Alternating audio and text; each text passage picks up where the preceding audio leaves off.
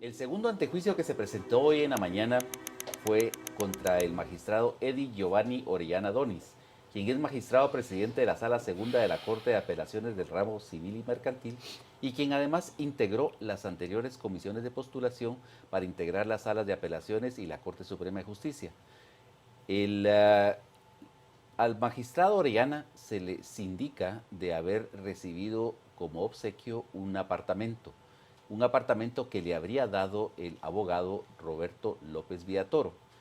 Esto generó también que fuese cateada, allanada la oficina del abogado López Villatoro y bueno, aquí lo tenemos con nosotros como invitado para que nos cuente precisamente sobre este caso. Tiene la primera pregunta mi compañero Goyo Saavedra. Gracias, Gustavo. Roberto, gracias, buenas noches. Buenas noches. Desde hace más de 10 años se dice que usted tiene una participación preponderante en las elecciones del Colegio de Abogados y Notarios de Guatemala y sobre todo en las que tienen relación con las comisiones de postulación. Y se dice que lo ha hecho a efecto de obtener o lograr que haya magistrados electos en esas comisiones que después puedan, a partir de esa estructura, servirse de favores o resolver pues, sentencias o resoluciones favorables a sus intereses. ¿A qué responde esto? Sí, efectivamente se ha dicho mucho. Mi participación dentro de el Colegio de Abogados y Notarios de Guatemala ha sido una participación pública, ha sido una participación transparente en la cual yo siempre he aceptado, porque así lo determina la Constitución de la República, la libertad de asociación. Y en esta situación pues he tenido un liderazgo que he utilizado para promover las personas que sean probas. Muchísimas personas que me conocen saben mis ideales de justicia y precisamente hemos tratado de construir la institucionalidad dentro del marco de mi participación en las elecciones del Colegio de Abogados. Roberto, pero hoy en la mañana, por ejemplo, el comisionado y la fiscal decían que hay indicios razonables de que usted le dio un apartamento al magistrado Orellana Donis a cambio de promover sus intereses en el proceso de las comisiones de postulación del año 2014. ¿Qué nos dice usted? Es totalmente falso, es totalmente falso y además carece de toda lógica, porque en todo caso el magistrado Orellana llega dentro de un proceso de elección en el Instituto de Magistrados. Nuestra participación se da dentro del Colegio de Abogados y Notarios. Entonces, él tenía intereses en llegar a ocupar esa posición. Entonces, no tiene lógica que yo le tenga que dar algo a él. O sea, tengo documentos, yo rento un apartamento. Sería ilógico y no tengo los recursos para regalarle un apartamento cuando él era el interesado en participar. Okay. Pero el magistrado, antes de ser magistrado, había participado históricamente con su grupo profesional en elecciones del colegio también. O sea, era parte del grupo. Es correcto, él participa dentro del Instituto de Magistrados. Sí, pero antes de ser magistrado en este proceso de elección, que antes de ser nombrado magistrado de las salas, había participado en procesos de elección junto con su grupo. Él participó en elecciones para decano, él tuvo una participación destacada, participó 2 veces para decano, fue electo magistrado de sala y posteriormente él tenía como compañeras a 2 de las actuales magistradas de la Corte Suprema de Justicia. ¿Qué explicación le da, digamos, a que justo 2 meses después de que podríamos decir, un proceso exitoso a los grupos que conformaron la mesa, mayoritariamente con los integrantes que fueron electos por el colegio y también los miembros del Instituto de Magistrados, llegaron a término, como lo expone la CICID, a la elección de 6 magistrados de la Corte Suprema de Justicia? Se da esta transacción entre empresas vinculadas con usted y el magistrado. Y sobre todo, en una nota de prensa usted también decía que hubo un proceso de hipoteca, pero aún así hubo confianza y se le entregó el inmueble anticipadamente. Mire, toda la situación es una cuestión compleja. El señor llega a un notario representando al señor Escobar Ulloa y me llegan a ofrecer el apartamento en compraventa. Pero el señor Daniel Escobar Ulloa había falsificado la firma de su hermano y lo estafó. Entonces se da todo un proceso legal en el cual está documentado en el juzgado sexto de primera instancia penal. Todo eso son explicaciones y tenemos los documentos, los cheques con lo cual podemos probar que es una transacción lícita, en la cual, digamos, como gestor de negocios obtuve una utilidad. Entonces, toda la documentación existe y la podemos probar. Ahora, ¿por qué razón acude usted a la CICIG en abril del año pasado? Asisto porque precisamente se inicia un proceso de investigación y yo fui llamado y presenté la documentación. O sea, todo está bancarizado, existen los cheques, existen las escrituras, en las cuales por la cuestión de tiempo y por el hecho que fue allanada nuestra oficina no pude traerlos, pero sí lo voy a poner a la vista en las instituciones correspondientes. Es decir, la documentación existe. Existe la documentación. En marzo del año pasado, marzo-abril, usted había dado una entrevista a un medio digital y explicó que había un pagaré por medio a que las transacciones se dieron. Hoy la CICIG lo que dice es el dinero nunca pasó de las cuentas del magistrado Orellana a los receptores finales de la transacción. Entonces es difícil comprobar la utilidad. Si usted escuchó con atención, se estableció que por el tema del secreto bancario no se pudo profundizar. Pero en eso estoy completamente tranquilo y en paz, confiando en Dios de que todo se va a aclarar porque obviamente sí existe, si se sigue la ruta del dinero, el apartamento fue pagado y existe la hipoteca. O sea, eso es lo real. Usted nos habla de transparencia en estos procesos de elección de magistrados. En una entrevista en Contrapoder también decía que más o menos el proceso de organización y de campaña a los grupos para la elección de los comisionados del colegio había costado menos de 1 millón de quetzales. ¿Hay una rendición de cuentas del grupo respecto de las donaciones o de los aportes que nos permitan esa transparencia en ese proceso? Mire, este es un proceso, yo no recibí dinero de nadie, simplemente nosotros se organiza con fondos que son entregados voluntariamente. Y si usted, digamos, le dio seguimiento a ese proceso, usted se va a recordar de que nosotros nos enfrentamos a los operadores del Partido Patriota, pero dentro de la organización gremial en el Colegio de Abogados. Ahora, la CICIG y el MP dice, por lo anterior puede afirmarse que los dineros utilizados para la adquisición del apartamento del condominio El Torreón se hicieron con fondos administrados por empresas bajo el control de Sergio Roberto López Villatoro. ¿Existe alguna documentación de parte de que pueda realmente acreditar que el magistrado le pagó a usted por ese apartamento? Existe la documentación, existen los cheques y las transacciones. Todo existe. ¿Por qué ese comprador? ¿Por qué ese comprador y por qué esperar, digamos, entregar la propiedad 5 meses antes de recibir el dinero? Porque la propiedad estaba inmovilizada. O sea, yo le digo, tenemos toda la documentación, existe la transacción y está inmovilizada. Porque el señor Daniel Ulloa le falsificó la firma a su hermano. O sea, esa es la situación. Y digamos, si usted la mira como una transacción normal, ¿tiene usted otros negocios con otros magistrados o con otros funcionarios del sector justicia porque son amigos, porque son conocidos de antes de esa función que respalden ese tipo de temas? Mire, usted le va a vender a las personas que son sus conocidos, a sus amigos, no a sus enemigos. Entonces, obviamente, lo puede pasar con usted, que usted, si yo le conozco y tengo algún bien que a usted le interesa, se lo vendo. Esto es el libre comercio. O sea, una transacción toda vez sea lícita, o sea, no importa quién sea el comprador. Pues, o sea. Estamos en una entrevista con Roberto López Villatoro, cuyas oficinas fueron allanadas hoy en la mañana por el Ministerio Público y la CICIG.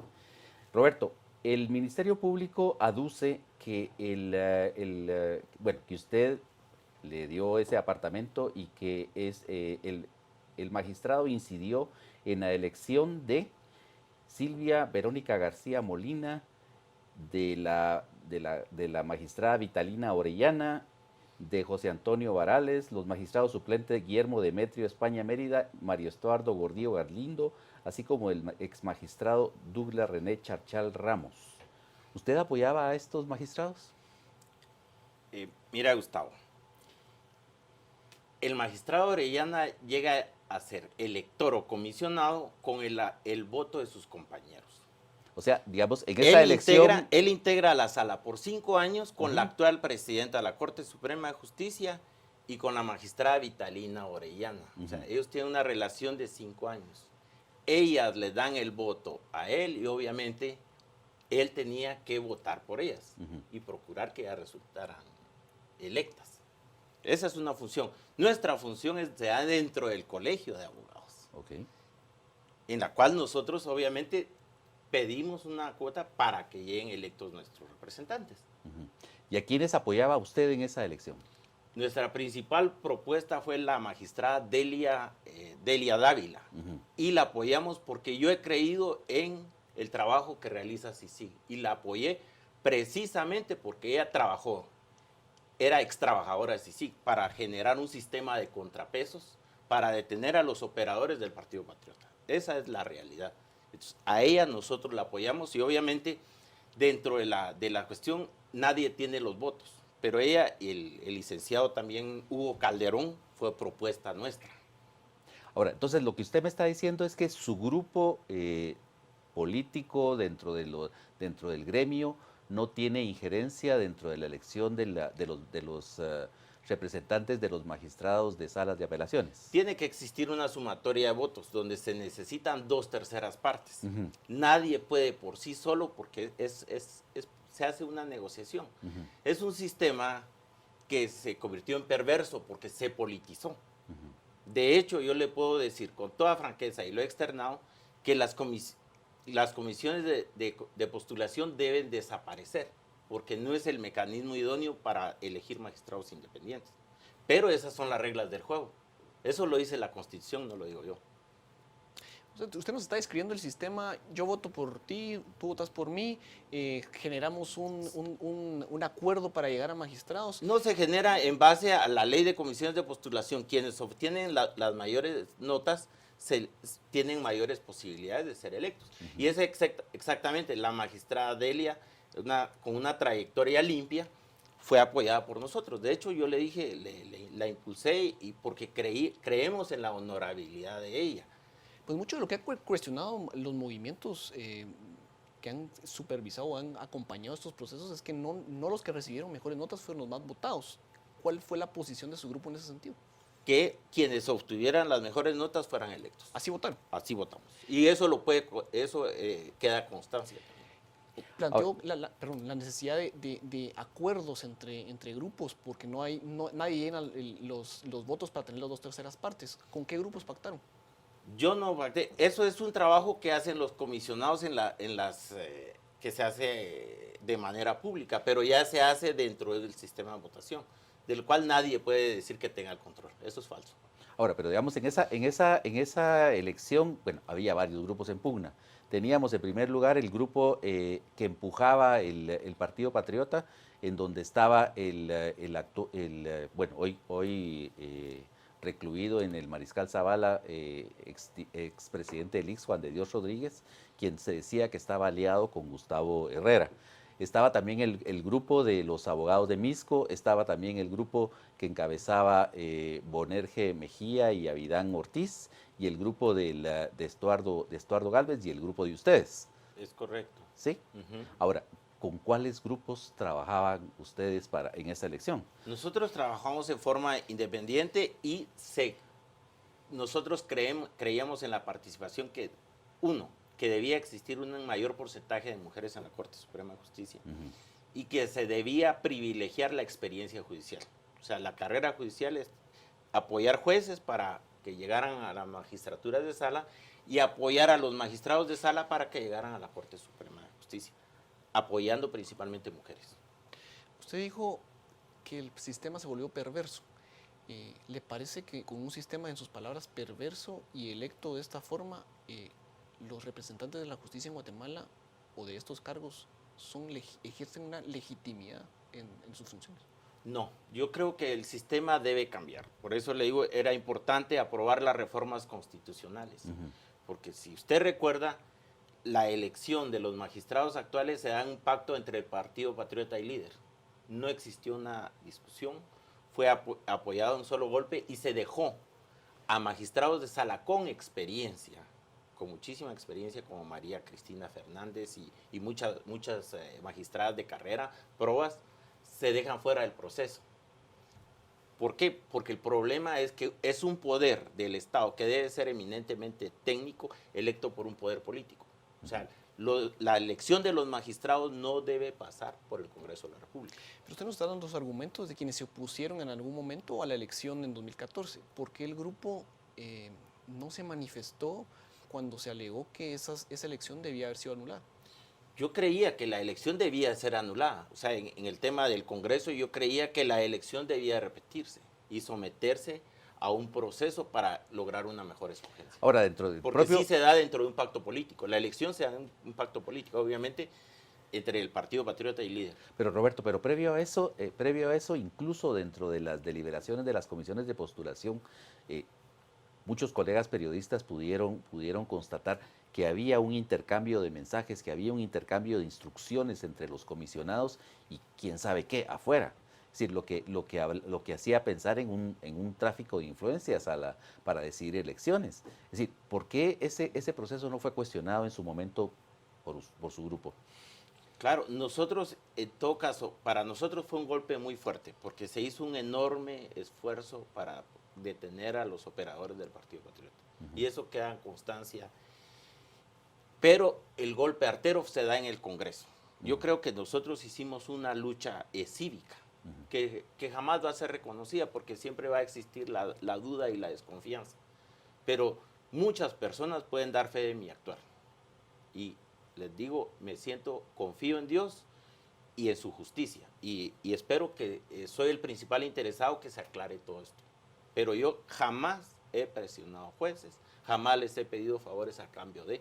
Y el sueño de un bufete joven, que tenemos 2 años de tener el bufete, el día de hoy quedó enterrado, afectando a muchísimas personas. Pero les digo yo, quienes me conocen saben de mis principios, saben de mis ideales. Entonces yo en ese aspecto me siento tranquilo, confiando en las instituciones. Como le digo, yo he considerado y he apoyado la labor de CICIG en el país. Y prueba de ello es la elección de la magistrada Delia y de otras personas. El licenciado Hugo Calderón, que es un académico de carrera. Entonces, obviamente, le digo, somos profesionales del derecho. Participamos dentro de una universidad estatal que está politizada. Entonces, obviamente nos hace conocer como estudiantes y luego como profesionales a una gran cantidad de abogados. Lo mismo ustedes, son periodistas, ustedes conocen muchos periodistas. Nosotros somos abogados, conocemos a muchos abogados. Pero de ahí a hacer acusaciones sin fundamento, eso es delicado, le digo. Claro, pero usted nos plantea un escenario donde por generación espontánea se reúnen, ven la necesidad de poder incidir, lo hacen. Ahora, no es generación espontánea, déjeme corregirle esto, no es generación, son procesos establecidos por la Constitución Política de la República de Guatemala. Es la participación de los abogados y se da una elección. Entonces existen personas que están interesadas, obviamente, recuérdese, en Guatemala, digamos, hay una escasez de empleos. Hay una gran cantidad de abogados y muchos tienen el interés legítimo de participar y poder acceder a una magistratura. Entonces, es un juego político donde se mueven intereses. Así es, o sea... ¿Consideraría, bueno, lo voy a arriesgar a hacer la pregunta, pero ¿consideraría creíble la versión de Roberto López Villatoro frente al público o la audiencia? Ese es el enorme reto, pero yo creo en la verdad y en la justicia. Y creo que eso debe llegar y el mayor respaldo es de las personas que me conocen. Ahora veamos, en este caso, bueno, los pasos que se han dado en su contra son, en primer lugar, allanarle su oficina, sí, secuestrar documentos y además una orden de arraigo. Sí. Es decir, ¿qué es lo que usted ve venir después? Mire, para mí es el día de hoy es un día muy triste, porque veo de que por, digamos, perseguir a otras personas, que cada persona tendrá que dar cuentas de sí, pero se afectan a personas porque ahí hay, digamos, documentación de muchos procesos, de personas que confiaron en nosotros y se está afectando profesionales y se están afectando personas que tienen problemas y se llevan todos los documentos, no solo los de este caso. Que en todo caso esa documentación ya ahora va en poder de CICIG. Claro. Yo espero que todo se aclare. O sea, le digo, soy el principal interesado. Usted conocía esta investigación desde hace más de, bueno, alrededor de un año. ¿A qué atribuye que hasta este momento se estén tomando las acciones que ha mencionado Gustavo? Pues desconozco. O sea, desconozco porque para mí, en este caso, todo está claro. Y le repito, está la documentación, la cual puede probar. Y en esta negociación, le voy a decir un tanto compleja, participaron muchas personas porque existe un proceso en el juzgado sexto de primera instancia penal, donde están actualmente, no sé si ya se cerró el caso, pero están procesados 3 hermanos y un notario por haber falsificado una firma. Entonces, eso hace de que, digamos, la transacción sea compleja. Pero en todo caso, la verdad tiene que salir a luz. Y existe, todo está documentado. Ahora, solo reiteremos una cosa. Entonces, usted niega haberle dado como obsequio esa casa al magistrado. Lo niego porque es la verdad. O sea, yo no tenía por qué regalarle a ningún magistrado porque no tengo ningún interés. El interesado, en todo caso, era él de acceder a una posición. Y niega que los fondos con los cuales se compró esa casa vengan de empresas suyas, como asegura la CICIG. Él compra el apartamento con un préstamo que él realiza en un banco del sistema. Ok. Ahora, una última pregunta, Roberto. Recientemente un grupo de ex investigadores de la CICIG, de ex abogados, estableció un bufete. Y en su momento se dijo que usted era uno de los principales accionistas y financistas de ese bufete. No es cierto. Ellos deciden salirse, sí los conocí, pero jamás fui socio de ellos y no tengo absolutamente nada que ver con ese bufete. Okay. Pues le agradecemos mucho su participación en esta entrevista.